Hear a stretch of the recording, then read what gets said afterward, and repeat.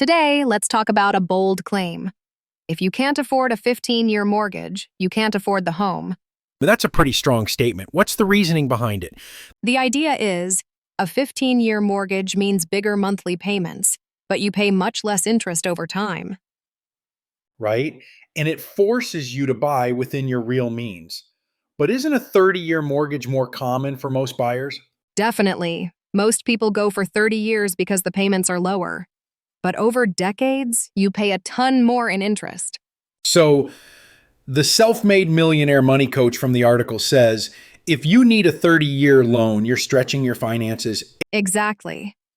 The logic is, if the 15-year payment is out of reach, the house might be too expensive for your budget.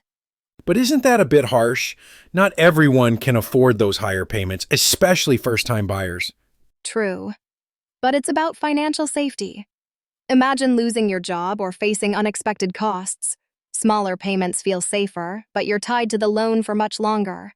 On the flip side, some argue you can invest the difference if you pick a 30-year mortgage.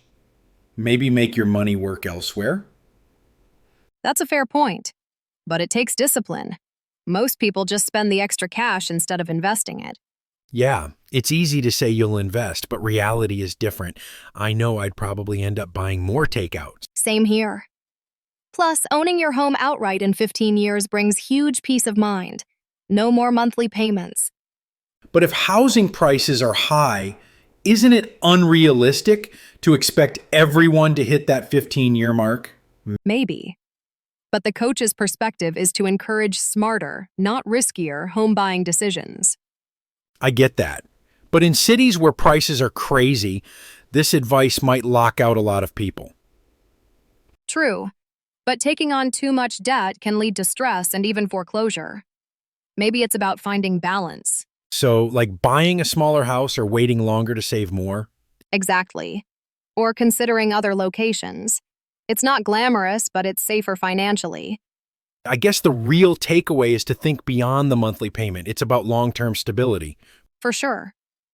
The 15-year mortgage is a tough benchmark, but maybe it's a good reality check.